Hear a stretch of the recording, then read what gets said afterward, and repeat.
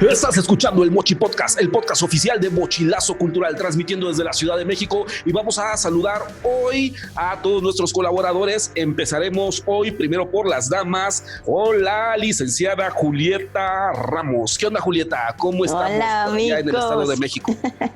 Muy bien, muy contenta, muy feliz, mucha actividad, mucho trabajo y pues pasándola de lo lindo con ustedes. Excelente, ok. Vámonos ahora a El Bajío. Vamos a saludar al productor, al señor Alejandro Mora. ¿Qué onda, Alex? ¿Cómo está? ¿Cómo está Querétaro?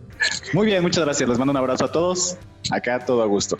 Excelente. Y nos vamos hasta el fin de México, allá en el sur, exactamente en la isla Cozumeleña, donde forever es viernes, con el señor Francisco Mundo. ¿Qué onda, Frank? ¿Cómo estamos? Hola, muy bien. ¿Cómo están todos? Les mando un abrazo acá desde la sana distancia. Excelente.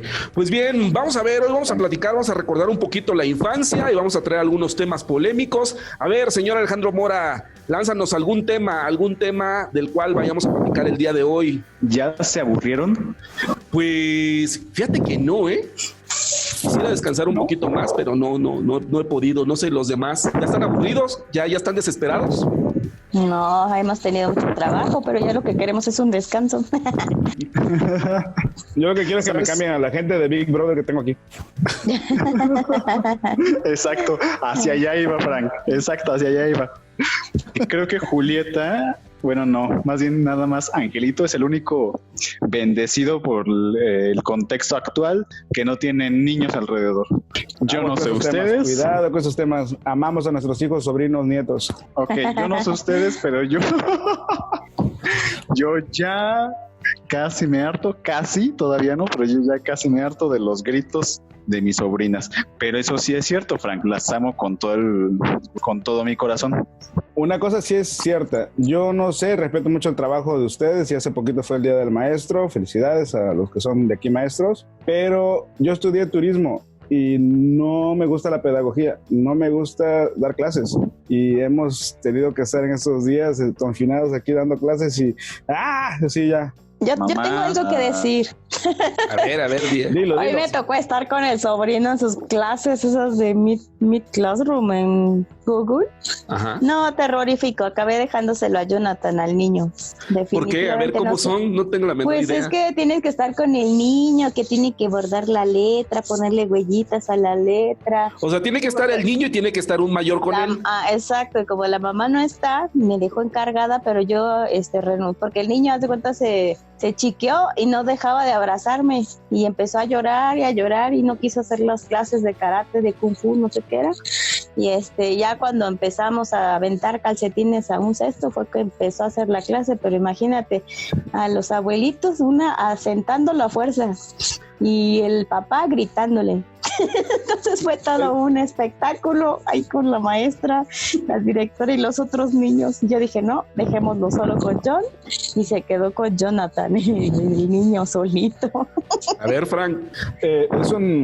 Está lloviendo, bueno, a los especialistas de esos temas, ¿no? De pedagogía y demás, que pues sí ha sido todo un reto, ¿no? Entremos en el punto de que hay escuelas rurales lugares que no tienen acceso a internet, gente que no tiene computadoras ni celulares para conectarse a las clases. Hay personas adultas que no tienen esa química con los aparatos electrónicos. Hay maestros que se tuvieron que adecuar para ese tipo de situación, y los papás no tenemos la capacidad muchas veces de enseñar. Desafortunadamente no tenemos esa habilidad, y ha sido, yo creo que un reto para todos, incluso para los niños, que decimos, bueno, están viendo videos, están viendo la televisión. Pues no, porque ellos están acostumbrados algunos a ciertos ritmos, a ciertas participaciones, y que pues no, simple y sencillamente no ha habido una buena conectividad, por llamarlo así. Yo no tengo niños, pero mi duda, por ejemplo, es ¿cómo le haces para sentar a un niño de unos 4 años frente a una pantalla? ¿Cómo le haces para que ponga atención tanto tiempo a una pantalla, a un señor que está quién sabe en dónde y que le está explicando, a ver, mi hijo, haz esto y lo otro? No tengo la menor idea. ¿Cómo es esa dinámica? Acá tenía una orientadora que tuvo que hacernos una videollamada para poder serenar al niño, y sí lo logró. Ya después creo que hay una opción también de Canal 11 que están dando las clases como anteriormente se hacía con las telesecundarias y así, transmiten en como el programa, digamos, de televisión, pero ahorita, bueno, es en vivo, ¿no? Es una videollamada como la que estamos haciendo ahorita, por Zoom o por Google, y los niños pues participan ahí, y es un desastre, porque imagínate un salón de clase con 15, 20 personas, pero ahora imagínate que son niños y todos y se vuelve un caos. ¿Y eso funciona? O sea, ¿es práctico? No, me refiero a, ¿no será en algún momento la evolución como el streaming, dejar la clase ahí y que entre el niño cuando el papá quiera o tenga tiempo? Porque a mí me llama la atención con lo que dijiste de que tiene que estar el papá. Sí, o sea, si el papá no está trabajando, está haciendo otra cosa, ¿y quién va a estar con el niño para que ponga atención? De por sí la atención de los niños es muy compleja, ¿no? Es muy difícil que un niño ponga atención tanto tiempo a una cosa. Aquí Julieta sabrá más de eso, pero dicen que de cada año son creo que 1 minuto de atención. Ah, sí, entonces, el niño agarró una pluma y se puso creo que se acabó una goma en el mantel de la mesa. Empezó a pintar con las crayolas la mesa hasta que le tuve que quitar todo de las manos porque así en un segundo los pierde. Ajá. Y en las patadas de karate, más me cansé yo de estar dando patadas al cojín que el niño alzar la pata y darle a la almohada. Nunca quiso. ¡Qué horror! Y pues ya, en el juego sí le entran en todo momento y eso es una maravilla. Pues es que ha cambiado, ¿no? Generacionalmente, obviamente con la tecnología todos nos tenemos que adaptar, pero la vida antes era diferente. Ustedes, por ejemplo, ¿qué recuerdan de su niñez? ¿Qué juegos recuerdan de su niñez? Y voy a esto. Ahora que fue el 30 de abril, Día del Niño, y se celebraron a los niños, y que muchos estuvieron enviando sus imágenes de cuando eran infantes, ¿recuerdan ustedes que nos daban media hora de recreo? Sí, era media hora, ¿no? Sí. Porque luego ya en la secundaria creo que fueron 20 minutos y así. Ajá. Pero creo que era media hora de recreo. ¿Qué hacían ustedes en esa media hora de recreo? Pues yo me juntaba con los amiguitos y estábamos haciendo las coleadas, ¿no? Que era lo principal. Esos eran fantásticos porque te la pasabas corriendo o dándole la vuelta, pero si te tocaba hasta el final, creo que eras el que siempre salía barrido o embarrado en el suelo, ¿no? A ver, ¿cuáles son las coleadas? Las coleadas. Yo en el sur no se juega eso. O sea, no, y lo tienes que pronunciar bien porque si no luego coleadas, no, sí, creo que son coleadas. Es donde los niños se agarran de las manos y las extienden, entonces un niño, el que va hasta adelante, empieza a correr a manera como de círculos, haciendo, no sé, algunos corriendo como una especie de látigo, ¿no? Ajá, como una serpiente, ¿no? Como el movimiento de una serpiente. Ajá. Y gira abruptamente, entonces siempre el niño que estaba al final era el que le llega, digamos, la mayor energía y ¡pum! Es el que siempre se llevaba la rodilla al suelo, ¿no? Y el rasponzote. Sí, el último, sí. Sí, y son juegos que te hacen fuerte, ¿no? Eso me pasó, pero en unos 15 años, o sea, yo tenía como 14 años y fui a una fiesta de 15 años y yo estaba al final de la víbora de la mar, que la pusieron, no sé por qué. No, fue una boda, cierto, fue una boda. Con razón la víbora de la mar. Pero sí, como estoy súper flaco, pues acabé trapeando todo el piso del salón. Todo el piso del salón. Ahí, no me Pero a ver, una duda. Los juegos eran los mismos, nada más que tenían diferentes nombres dependiendo de la parte de la República en donde hayas estado, ¿no? Entiendo. Porque, por ejemplo, no sé, ese que me cuenta Julieta, yo más bien lo conozco como látigo o no sé, coleadas no lo había yo escuchado. Por ejemplo, cebollitas, ¿a ustedes les suena eso? Sí, es la donde te acomodabas como sentado, ¿no? Te apretaba, bueno, te sujetabas del otro enfrente con las manos. Ajá, ándale. Y había alguien contrario que te estaba jalando, ¿no? Para desprender la hoja de cada persona, que era exacto. La cebolla. Algo así, ¿no? Y como dices tú, que era hacer fuerza, ¿no? Era un ejercicio de fuerza, exacto. Eso nos hacía bien fuertes. Sí. Era agarrarse de un poste, me parece, y los demás tenían que arrancar a todos los compañeros que estaban agarrados. Pero mi duda es, ¿a poco estos juegos ya no los hacen los niños? Ya casi no, pero ese juego a mí me encantaba porque siempre el que salía, los que jalábamos y perdíamos al integrante que íbamos a jalar, a arrebatar, te ibas de pura nalga. Ajá. Bien fregón. Sí. A ver. Lo que comentaba Alex, que son juegos muy físicos, ¿no? Sí. Ahora, bueno, ahí voy a tirarle a los millennials como siempre.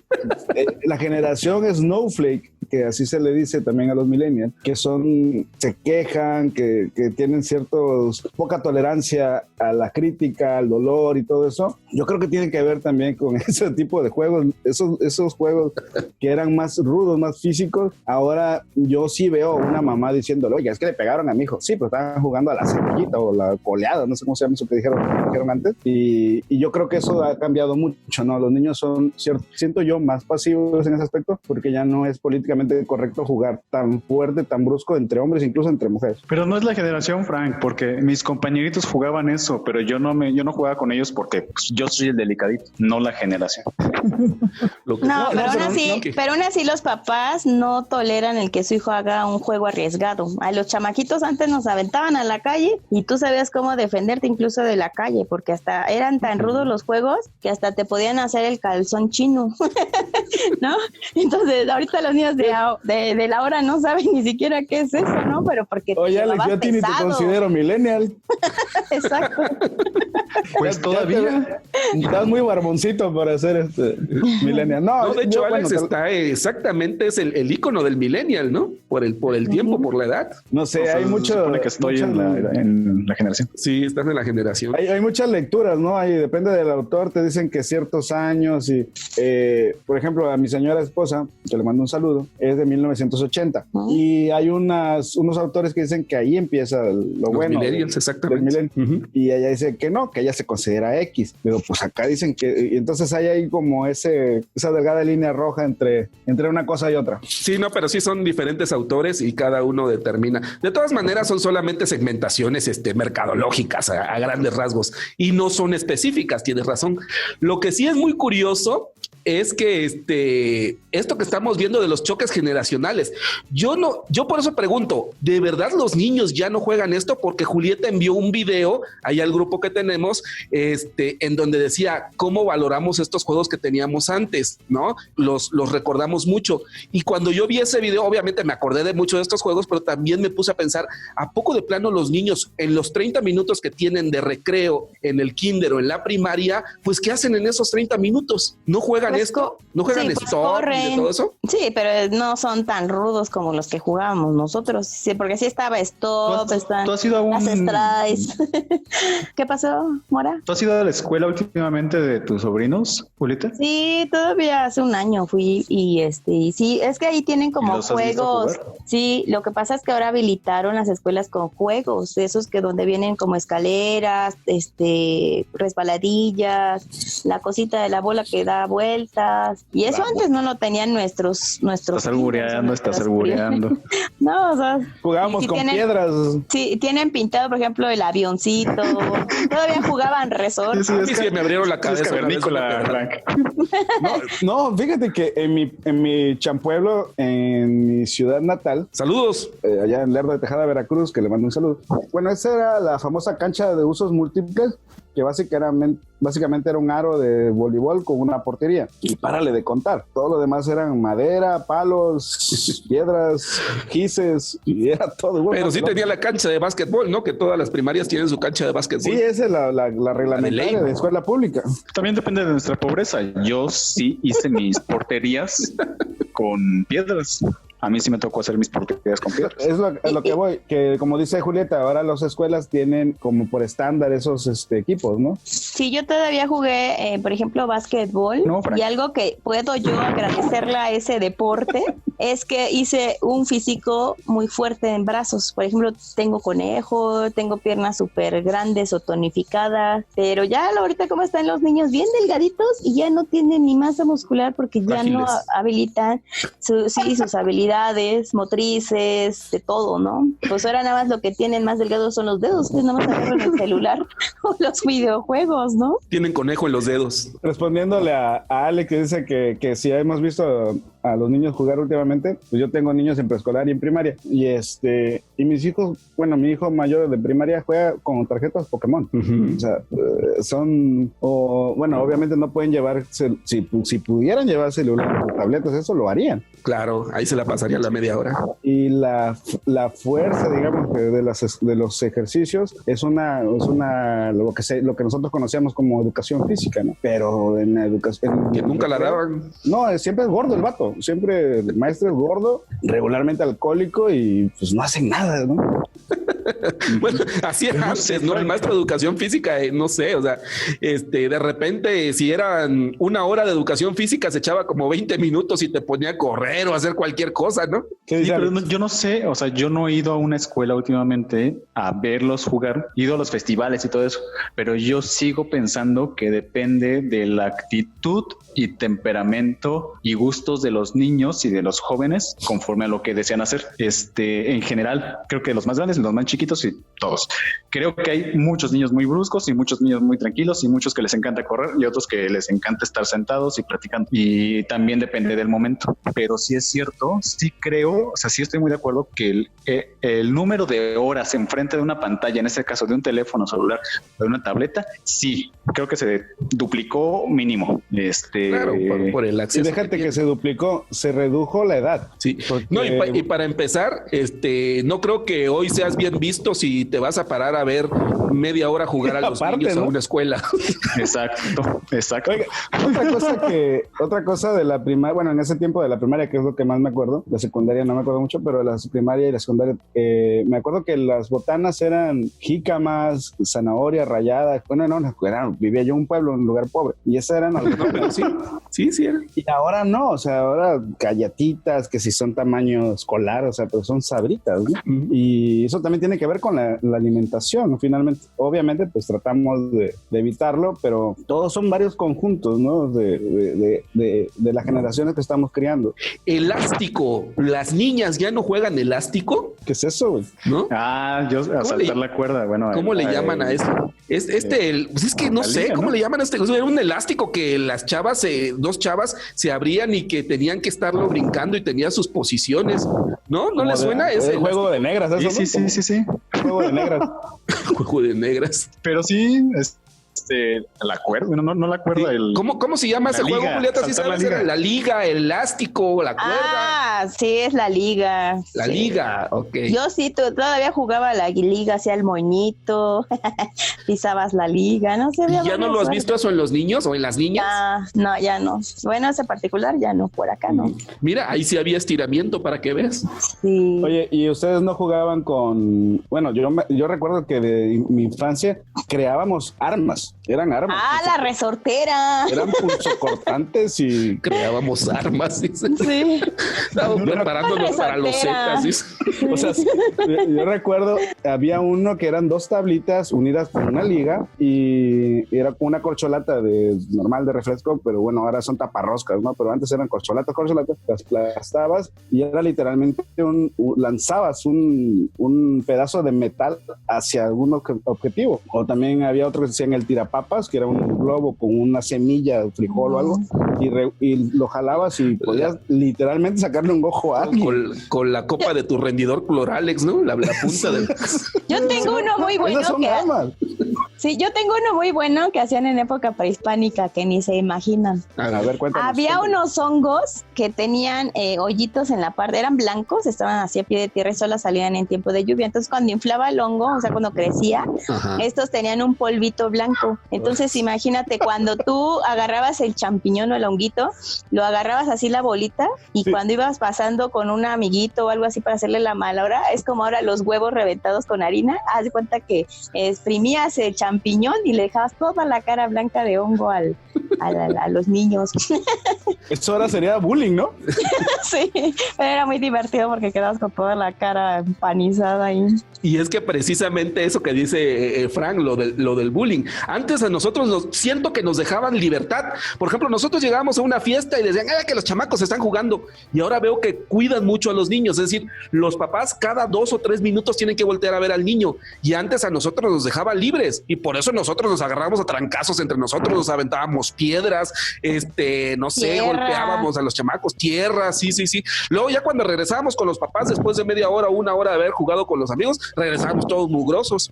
Pero es cierto, o sea, nos daban un poco más de libertad. Sí, también, a mí me gustaban las canicas, no sé si ustedes jugaron también canicas, con las bombochas, me encantaban las bombochas. Sí, eso yo me acuerdo, me acuerdo que yo hacía como caminitos de tierra y lanzaba mis canicas así una tras de otra, y apenas vi uno que hicieron en una playa como de una carrera de canicas y fue fantástico porque ponían varias salidas para las canicas y hacía competencia las canicas de colores, ¿no? Entonces ahí hasta se puede hacer la crónica con los chamacos de qué canica va ganando, como una carrerita de autos, ¿no? Entonces, pero yo me acuerdo de las canicas, el proceso, había varios. Yo me acuerdo uno que era pintar un cuadro en la tierra y a ver cómo sacabas con tu canica, cómo sacabas la canica de otro en ese cuadro y te quedabas con ella. Ese era uno, sí, pero había varios, ¿no? ¿Quién se sacaba más a una línea, ¿no? Con la canica? O matar con las canicas a las de tus compañeros y te ibas quedando con las canicas de los demás. Exacto. Oye, sí, de hecho. ¿Se acuerdan de los trompos que eran de madera y tenían punta de clavo? Ahora son de plástico. ¿Cuántos chamacos no quedaron tuertos con eso? No, con las manos perforadas porque le sacaban filo con una piedra le sacaban filo y era para partir al otro trompo. Oigan, lo que yo nunca jugué fue valero, no fue de mi generación. Ese sí, ¿cómo no? Oigan, y ahora que estamos hablando de la infancia, de lo que recordamos, ¿cómo eran sus viajes de niños? Ay, pues era con los papás, iba cantando en el carro. Yo me acuerdo no llevaban tablets, ¿no? No había tablets, contabas carros. ¿Contabas carros? Yo siempre querías encontrar el bocho rosa, amarillo, ¿no? Y le pegabas de puñetazos al otro, al de al lado, sí. Bocho amarillo, cabrón. Y tenías que sobarle porque si no te podía pegar de vuelta. Exacto. No, pero yo estudié turismo, de hecho, porque me gusta mucho los viajes y tengo siempre los recuerdos de los viajes en carretera con mis papás. De hecho, a mí por eso no me gusta viajar en avión. Yo siempre prefiero viajar por carretera. Si tengo el tiempo, prefiero 1000 veces viajar por carretera, sea en coche, sea en autobús. El avión me aburre mucho, pero porque tengo esos recuerdos. Y antes viajábamos mucho. Lo que pasa es que mi papá es de acá de México, bueno, es de Hidalgo, pero toda la vida todos sus familiares están aquí en México y nosotros vivíamos en Campeche. Entonces viajábamos mucho en carretera, por tierra, y aparte mi papá tenía negocios de ropa. Y íbamos y veníamos mucho en vacaciones, y para nosotros venir a la Ciudad de México era como venir a Disneylandia, pero todo el trayecto era una aventura. Además que Ciudad del Carmen es una isla, pasábamos por algo que se llaman las pangas o los transbordadores de coches, ¿no? O los ferries, pero en aquel entonces eran pangas y pues sí era todo un periplo, casi que venir hasta la Ciudad de México, porque pasaban muchas cosas. Como dice el Frank, te aburrías y luego lo entretenido era contar los coches o ver a los Ángeles Verdes, ¿de acuerdo? ¿Alguien se acuerda de qué son los Ángeles Verdes? Es que sí, sí, los auxiliares. Ajá. No cantan con algún... No son de Iztapalapa. No son de Iztapalapa. Yo creo que para nosotros es una pregunta un poco sesgada porque a nosotros nos encanta viajar y por algo tenemos este podcast. Lo que es cultural. Y a mí me encanta desde niño contemplar contemplar el trayecto. Y a mí también me gustaba mucho ir a la Ciudad de México. Me encantaba cuando llegaba al Ángel, que se me hacía así enorme. Ya me sentía importante por estar en la Ciudad de México. ¿Y todavía? Y a mí me tocaba al revés. A mí me tocaba ir al pueblo de mi papá, que es en la Mixteca Alta, en Oaxaca, y a mí me encantaba ver, por ejemplo, a las comunidades indígenas cuando iban con sus guajolotes debajo de la axila, o cuando estaban cultivando, y una experiencia bonita. O bajabas al río, ¿no? A aventar piedras también, como parte del entretenimiento para descansar las piernas, y así. Frank, otro juego de carretera era ver las placas de qué otros estados eran, porque desde antes las placas traían otro dibujito y eso era muy interesante. Ok. ¿Qué otros juegos de niño? ¿Ustedes conocen eso del tumbaburros, tamalazo? Sí. Son de Campeche. ¿No? ¿No los conocen? ¿O yo cómo no les llamarían ustedes? O al menos por nombre no. Eso de que se ponían en fila varios chavos con la cabeza abajo de las piernas del otro y tenías que brincar y hubo varios desnucados, por supuesto, en aquella época. Sí, claro. Por lo menos pérdida de neuronas sí hubo mucho. Era brincar hasta donde pudieras, ¿no? Luego había algunos que agarraban mucho impulso y brincaban hasta arriba. Esos son los juegos rudos que decían hace rato ustedes. Costalazo, creo que le decimos aquí. Costalazo, ok. Costalazos o costales, ¿no? Ajá. Y sí, la mula. De cebollita, sí. ¿Cuál es de brincar la mula? Una mula, 2 reloj. ¿No se acuerdan? No creo que venía hasta en los libros de primaria. Sí, ese sí me acuerdo, pero no sé cómo se llama. 5 desde aquí te brinco, lo decían. ¿Algún otro que recuerden? Stop. El stop también. Declaro la guerra en contra de mi peor enemigo, que es Francia. ¿Cómo le llamaban ustedes a las escondidillas? Es que nosotros no le llamamos eso. Los quemados. Los quemados. Ustedes le llaman quemados, ¿no? Sí. ¿Encantado? Yo le llamo quemados. Encantado, ¿verdad? Allá en Veracruz, encantado es. En mi pueblo le dicen hide and seek, pero bueno. No, es que son diferentes. A ver, el encantado te tocan y pues te quedas inmóvil, ¿no? Ajá. Los quemados te tocan y tú tienes que buscar al otro, quemar a otro, digamos. No. El quemado que yo entiendo es cuando cuando te toca la pelota y tienes que aventarla así, pegarle literal a la otra persona, entonces la quemas así. Es más como de... Esa es la versión millennial. Ángel, ajá. Ustedes, Julieta, Alex, ¿cuál es el viaje, de niños, el primer viaje que recuerdan así en su mente, en sus recuerdos, el primer viaje que hayan hecho? Yo ese que te digo de la Ciudad de México, de llegar al Ángel y ver los edificios enormes. ¿Pero qué edad tenías? Tal vez 6 años, 7. Estaba muy burro ya a los 6 años. Sí. No, yo recuerdo así viajes en mi mente. Yo recuerdo que teníamos un Atlantic y viajábamos. Yo estaba muy chiquitito y yo recuerdo que apenas si llegaba yo a la ventana del coche y cómo me la pasaba yo viendo ahí los coches y cómo me la pasaba yo viendo el paisaje. No, a mí me tocó, el pueblo de mi papá, me tocó, yo creo que el primero fue el viaje que hicimos en el Mustang de mi papá. Fuimos a Veracruz. Ese fue como muy, muy conocido porque me acuerdo que vimos muchas palmeras de coco, árboles de naranja y sandías, piñas, y a lo largo de la carretera íbamos come frutas. En la tierra de Frank. Hay un viaje que más bien me cuentan mis tías hacia Acapulco y a medio camino ya el calor estaba sofocante y yo iba diciéndoles, me siento malo y no me hacían caso porque yo era muy chiquito y que mi tía sufrió las consecuencias. Ya se imaginarán por qué. Ya. Digamos que mi estomaguito devolvió todo lo que había desayunado. Pero lo chistoso es que eso no se queda ahí, que eso fue a los 2-3 años, no me acuerdo. A mis 15 años viajé por el teatro a Acapulco, justamente por la carretera libre, que es por la que nos habíamos ido en la combi cuando era niño, y me pasó exactamente lo mismo. Y Vero Carranco, si nos escuchas, un abrazo, un saludo, perdón, porque tal vez tu cabello todavía todavía entonces la esencia bien. Guarda la esencia de Alejandro. Qué romántico. Y quería decirlo porque pues no está tan padre hablar de lo que sigue hilándolo de esta manera, pero nuestro siguiente tema que ponemos a la mesa, que nos sugirió la bella iconóloga Julieta, es la comida exótica. Comida prehispánica. Prehispánica. Bueno, si yo les preguntara, muchas gracias, Alex. Si yo les preguntara a ustedes cuál es el ingrediente a nivel mundial que por el cual se reconocería México, ¿cuál pondrían? ¿Cuál se les ocurre que representa? No creo. ¿México? No. Tampoco. ¿El maíz? A México. Chile. No, así, el chile. Para mí yo creo que sí sería el picante, el aguacate tal vez, sí. Pomodoro. Pero bueno, el chile. ¿No? El chile, a mí, no sé, creo que nosotros los mexicanos cada que comemos chile es como diferente, ¿no? La sensación de para cada uno.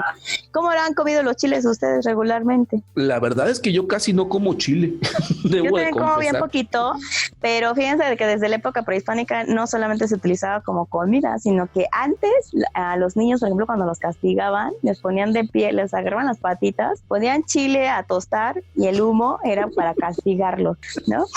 O sea, eso me suena una demanda actualmente. Una demanda actualmente, sí, pero eso era un castigo, el que te pusieran a oler un chile tostado en el comal era una cosa terrorífica, ¿no? Y bueno, hay cosas maravillosas que podemos hacer con el chile. Yo creo que la mayor parte de nosotros, por ejemplo, los mexicanos hemos comido tacos de sal con chile, el chile literal mordido. No sé si Fran ha tenido esa experiencia o Mora, que se ve que les encanta el picante.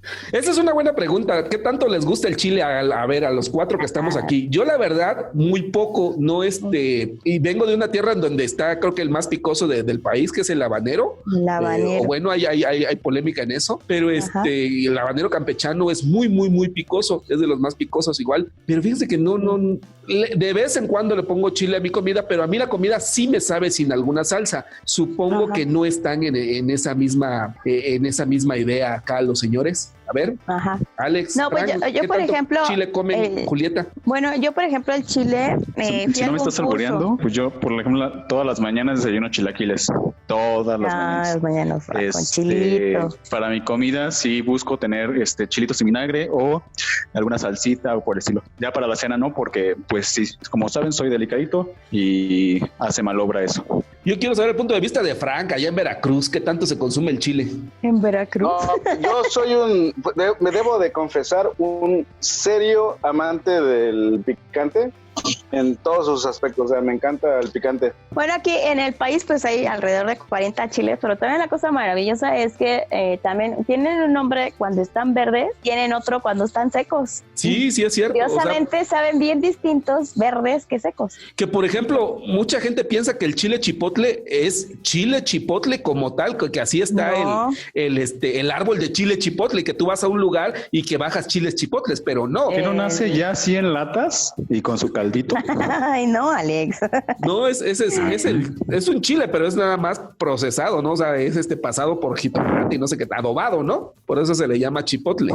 Sí, por ejemplo, el chile jalapeño es el chipotle. El poblano pasa a ser el ancho. La chilaca, el pasilla, el Anaheim es el colorado, el mirasol, el guajillo, serrano es chile seco y el bola es el cascabel. Entonces así es como es en su modalidad verde y en su modalidad seca. Y los sabores pues son bien distintos y los usos también. Por ejemplo, los verdes los ocupamos en las salsas, ¿no? Cuando hacemos esa rica salsa martajada, después de que asaste tus chiles, tus tomates. Y bueno, esa molienda con el instrumento de piedra pues le da un sabor exquisito, y ya cuando están, digamos, secos, los utilizamos más para los adobos, ¿no? O ya cuando vamos a hacer una preparación, pues más con una carne o algo así. Y cuando tú asas eso en un comalito de barro, échale el chile, pues toma así como el saborcito del barro, y aparte los minerales que llega a sacar en la tierra como tal, eso es lo que le da un sabor extraordinario. Por eso una salsa, digamos, una licuadora en la actualidad sale bien distinta a un metate o a un molcajete, porque a final de cuentas, fíjense, estaba leyendo cosas bien padres por ejemplo, la piedra volcánica tiene ciertas cantidades de sal, entonces por eso también le da un mejor sabor a la comida, tanto al barro como que tiene ciertas sales minerales como el molcajete. Entonces, de ahí que una salsa salga pues deliciosa en un molcajete, ¿no? Ajá. A ver, Frank, ¿qué decías? Decía yo que si ya ¿saben cuál es el chile más picante? A ver, entonces, ¿cuál es? Yo pensaba que era el habanero, Frank. No, sí hay uno más. Lo que pasa es que hay una cosa que se llama la escala de Scoville, que mide la cantidad de capsaicina, que es la que produce el picor, el entumecimiento y el picor, ¿no? Y para que se den una idea, un jalapeño tiene 5,000 a 23,000, depende del chile. Unidades de capsaicina, sí. En escala de Scoville, ¿no? Y el chile piquín, el que le dicen chilpaya, tiene 100,000. El habanero tiene de 100,000 a 450,000, pero el más picante se llama Carolina Reaper, que tiene 2,2 millones en escala de Scoville. O sea, debe ser una lumbre. Pero ese, ¿de dónde es el último? Esos chiles son africanos, asiáticos. Pero lo que decía yo hace rato es que se supone que los chiles son mexicanos, pero que los pájaros en sus migraciones han esparcido las semillas en varios puntos del mundo. Pero bueno, se supone que los pájaros, que el chile en sí, el papá, el abuelo de todos los chiles es mexicano.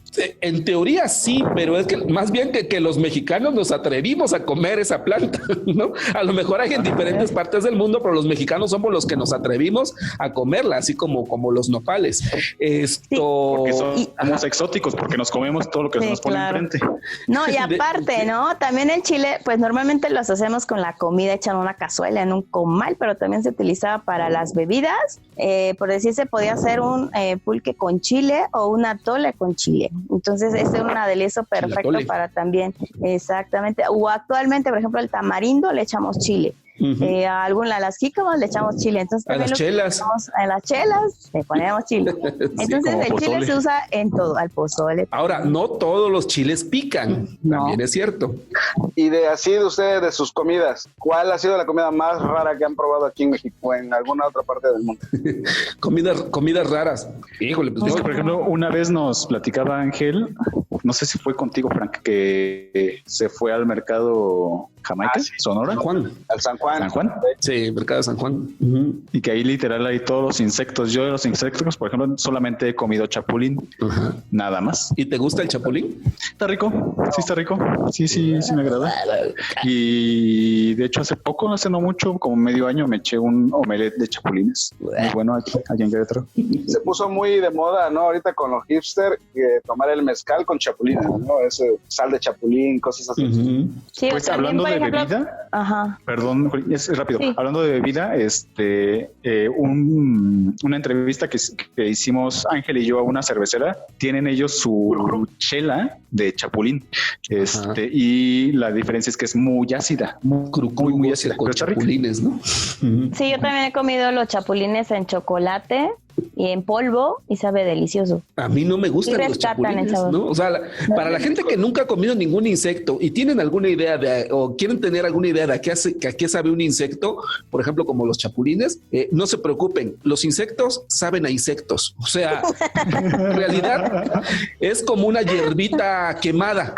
Sí, algo así, sí tiene una su sabor a quemada y ahumada, pero saben a insectos. O sea, tú cuando comes un insecto te das cuenta, estoy comiendo un insecto, aunque te lo pongan en galletita o lo que sea, el insecto sabe a insecto.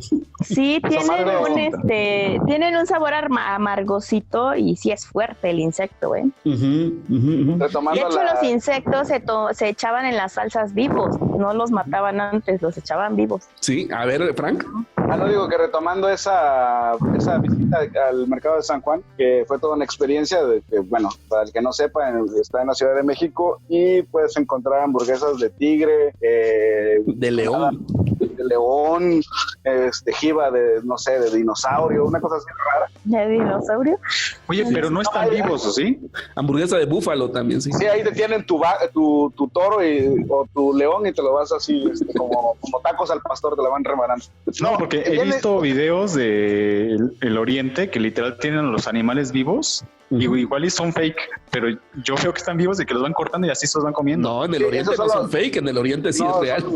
Sí, se comen hasta los pulpos. Aquí en México no, aquí en México húmedos, sí están. Que le llaman. En Oriente son los mercados húmedos, que justamente de ahí, pues por eso estamos aquí encerrados, de ahí viene el... Exacto. Pero bueno, es una se supone, pero... Sí, hay otro que también acá en México se sacaba del maguey, los gusanos de maguey. Y estos, tú llevabas por ejemplo, los que van en los campesinos que iban a trabajar, llevaban normalmente su chiquihuite con algunas tortillas y lo único que hacían es sacar de sus nidos a los gusanos, echarlos al taco vivo, tantita sal y te los comes vivos. Entonces ahí imagínate el gusano moviéndose en tu boca. Luego le echas un traguito de pulque. ¿Es un qué? ¿Qué es un chiquihuite? El chiquihuite es un cesto donde se colocan las tortillas. Está hecho con carrizo y es un material duro, pero estos chiquihuites son, digamos, hay chico, mediano y grande, ¿no? Dependiendo también del tamaño de la tortilla. Sí, es una canasta, pero sin la agarradera, digámoslo así. Como una tortilla. Y eso normalmente lo he visto pues en zonas donde se consume el agave, como es el caso de Oaxaca, San Luis Potosí, Jalisco, que es donde predomina justamente los cultivos de maguey, ¿no? ¿Qué decías, o también Alex? en Hidalgo. Es que me acordé de una anécdota que me contaron. Bueno, ustedes evidentemente sí conocen el peyote, no sé si físicamente, pero... ¿Y por qué evidentemente ustedes sí? ¿Qué estás diciendo? Interprétenlo como se pueda. Ok. No, me acordé de esta cuestión de la mezcalina y le iba a preguntar a Julieta, a ver si tú conoces al respecto. Julieta, ¿estás ahí? Sí, acá estoy. Gracias. Que cuentan que el ritual para hacer la mezcalina es que la mujer es la que muerde el peyote, va mordiendo y lo escupe. Entonces, entre la cactácea junto con los ácidos grasos es como se realiza realmente, o en la tradición original, la mezcalina, y que eso es lo que se toma en varón, y que eso se supone es lo que logra, que bueno, no lo creo, pero es lo que sea alucinógeno, pero no que emprendas tu viaje a conocer tu espíritu guía. Sí, y aparte, sí, debe ser, es que sí se tiene que masticar, y no propiamente es la cactácea, sino es la raíz del, ¿cómo se llama? Del peyote. Del peyote, es la raíz del peyote, no el peyote como tal, porque hay gente que va y arranca la cabeza de la biznaga, pero en lo que en realidad tiene el efecto, la propiedad que habla Alex, es la raíz del peyote. O sea, pero sí es toda una experiencia entonces elaborarlos. Sí. O sea, lo exótico, entre comillas, la realidad es que la mujer tiene que escupir, y eso es lo que se toma el varón. Bueno, sí, yo creo que sí es parte del ritual. Depende de la tradición, del ritual, exacto. Ok. Exacto. Regresando a lo de las comidas esas raras, a ver, Fran, recuérdanos un poquito de aquellos platillos que comimos en el mercado de San Juan.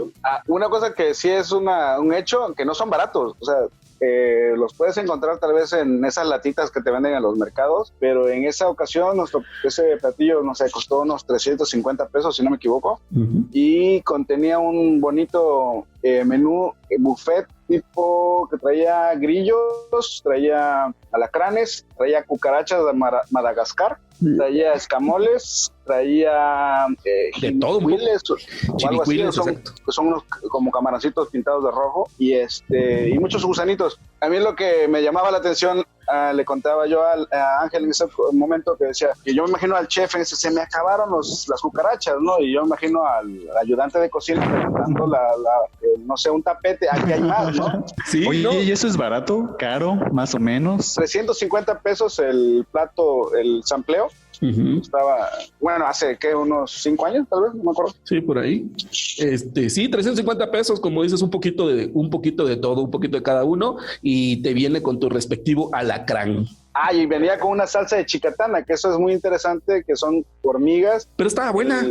Estaba muy rica, que básicamente ese es de Huatusco, Veracruz. Meten la mano los jornaleros y dejan que se les suban todas las hormigas a la mano en temporada de lluvias, y bajan esas hormigas que utilizan para hacer salsa, porque su pancita, su veneno, su vientre, no sé, es venenoso, y eso hace el picor.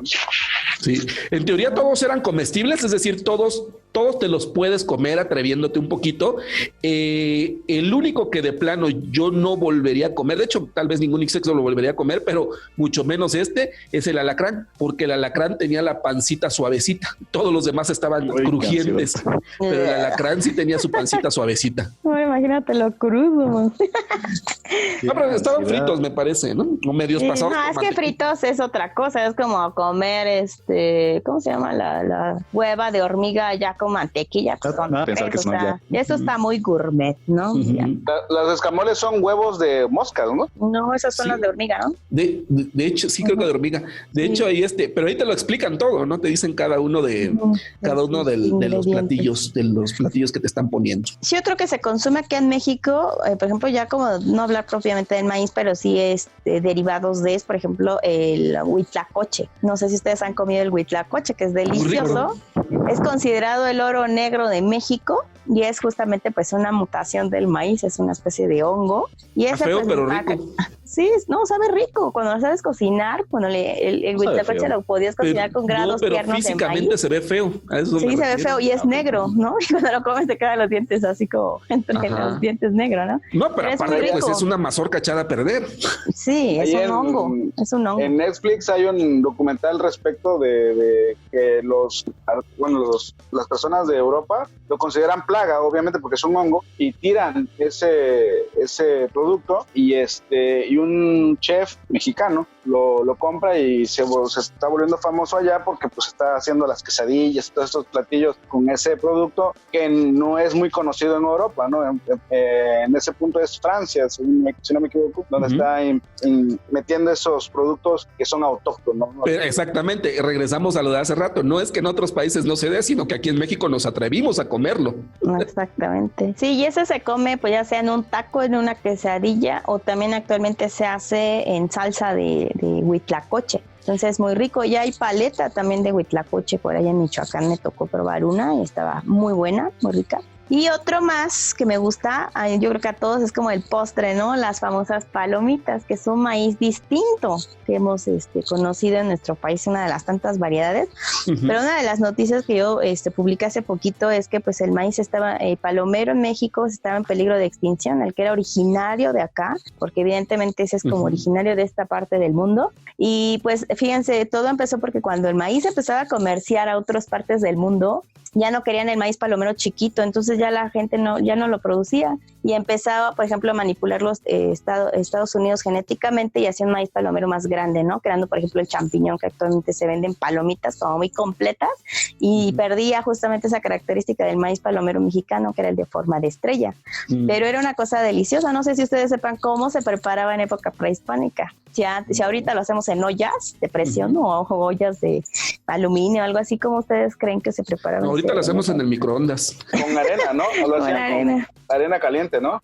Sí, lo ponían en el comal, en las brasas. Bueno, que hace como un rescoldo el fuego, y ponían el comal o las ponían en una olla y ahí brincaban las palomitas.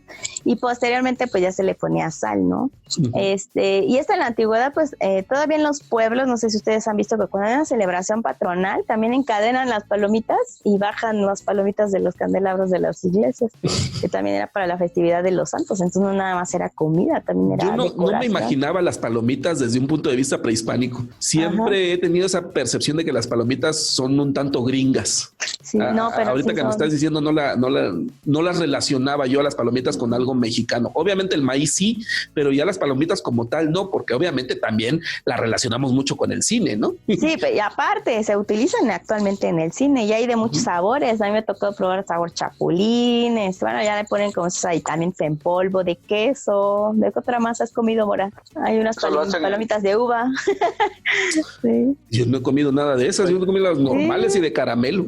Sí, en el metro venden así como con saborcito. Sí, las de caramelo también. Caramelo. Oigan, ¿ustedes saben cómo le dicen a las palomitas en otros países de Latinoamérica donde nos escuchan? Sí. A ver, en Guatemala le dicen poporopo. ¿Ah, sí? En Colombia le dicen crispetas. Ahora. En Panamá le dicen millo. En Venezuela le dicen, tengo hambre, no mentira, dicen cotufas. En Perú le dicen canchita. En Brasil le dicen pipoca. En Paraguay le dicen porororo. Y en Argentina le dicen pochoclo, piruru y porororo. ¿Y en Estados Unidos? Popcorn. Oh, muy bien. Vientos. Esa es la versión de las palomitas. Y bueno, pues ya para concluir ese tema de las palomitas, pues ya actualmente Conavio está haciendo un rescate del maíz palomero y logró reunir especies nativas del país y pues ya se está recuperando. Entonces hay que sugerir, es una organización, es una Comisión Nacional de Medio Ambiente que rescata pues especies en peligro de extinción de carácter natural y bueno, pues esa es la intención, que consumamos maíz mexicano, ¿no? Hay que apoyar a los productores, ya hemos visto cuán importantes son para nuestro país también. Que son de colorcitos, ¿no? Eso es muy bonito, que son colores,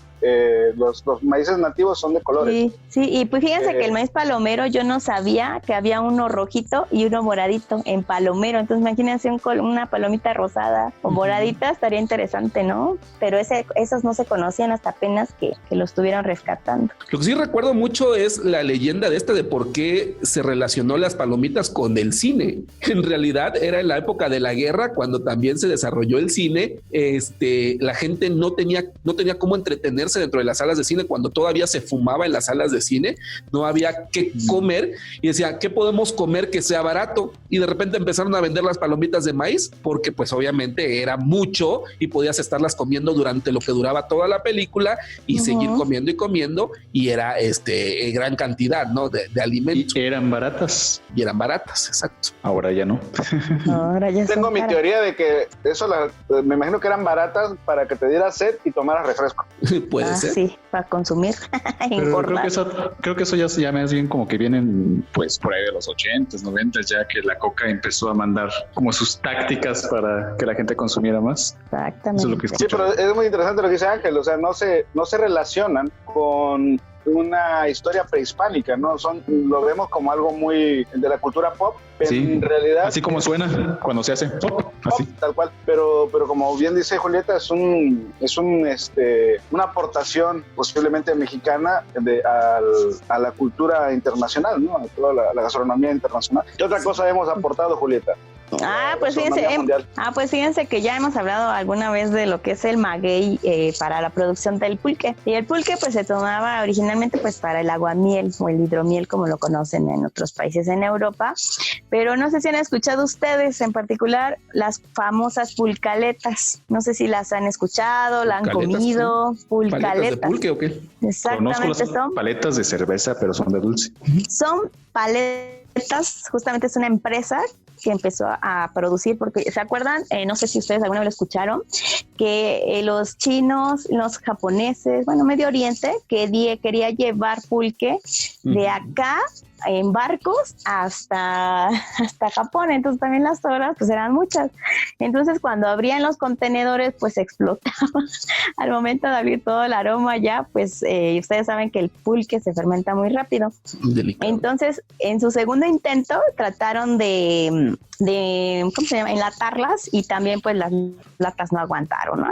Entonces también acá unos productores de la Ciudad de México empezaron a crear justamente las pulcaletas y descubrieron que sí se podía conservar tanto el sabor como digamos el contenido del pulque como tal, pero esto era hecho palet. Entonces esa parte está padre. Ellos están, por ejemplo, que acuérdense que las pulcaletas no sí puede haber de sabor natural, pero pues esto también surge a partir de la combinación de lo que eran los curados.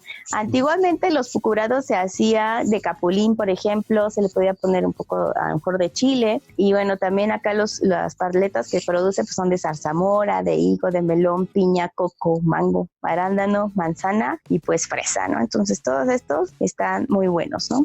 Oye, hay que probarlas. Juliet, sí. Para la gente que nos escuchan que son nacionales, sabrán qué es el pulque, pero alguien que no está muy relacionado, ¿qué es el pulque? Bueno, el pulque es una bebida fermentada del aguamiel.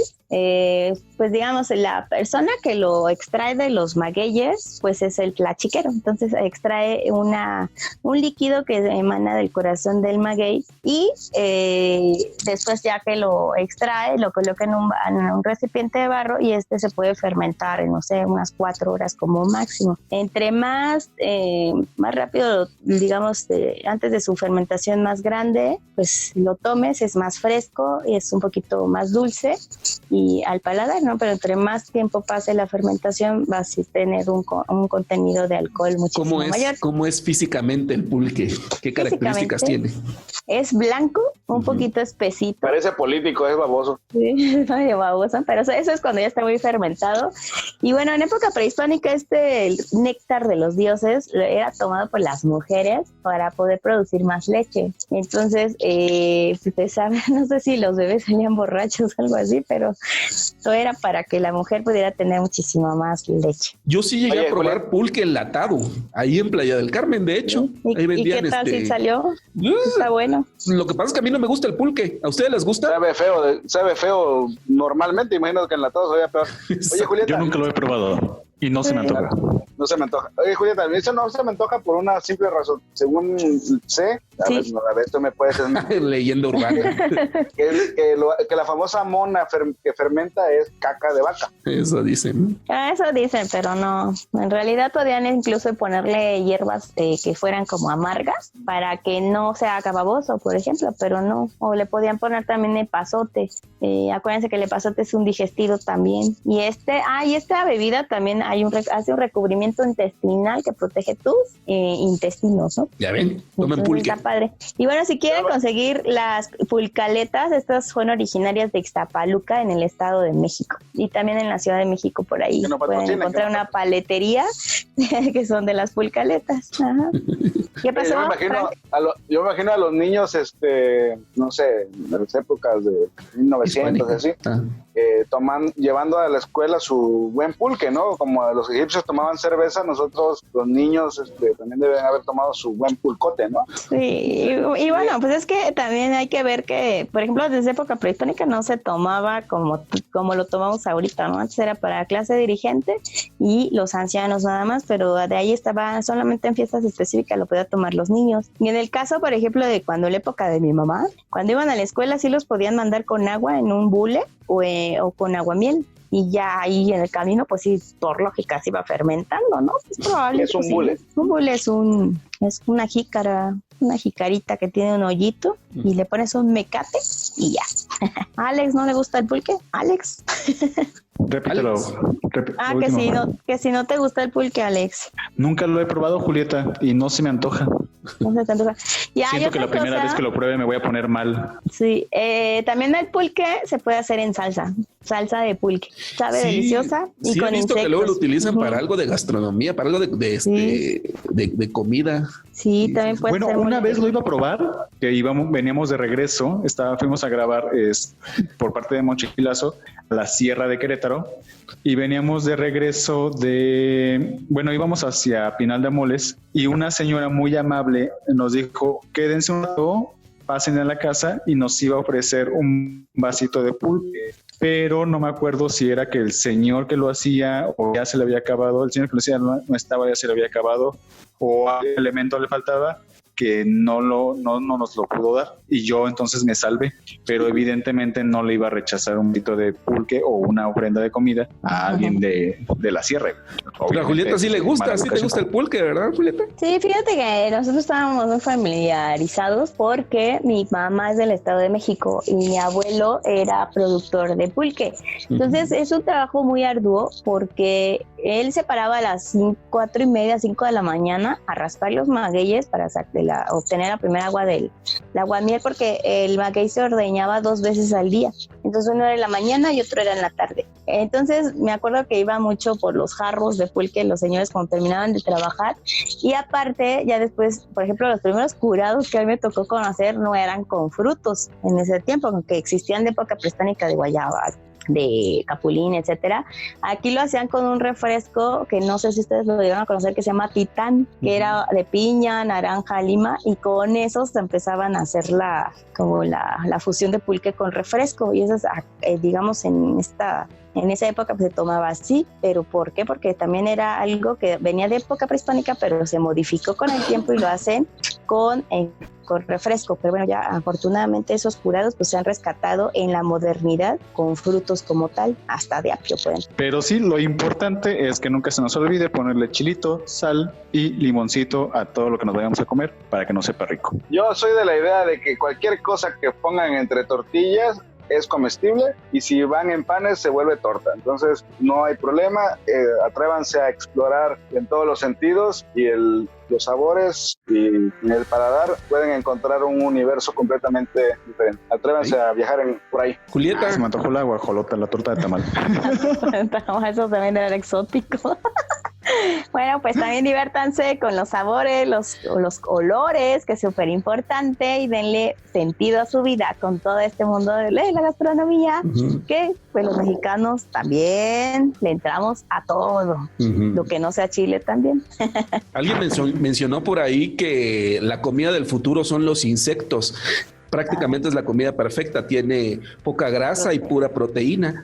Entonces, pues atrévanse. Yo, la verdad, a mí no me gustan, pero pues si dicen que es la comida del futuro, pues adelante. Habituarás. Prefiero comer quelites.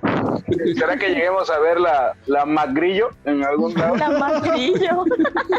Idea millonaria, Francisco. Sí, oye. Franciscomundo.com, ahí tienen todas las ideas. Hashtag todos arroben a a Frank, por favor, y a McDonald's. Excelente.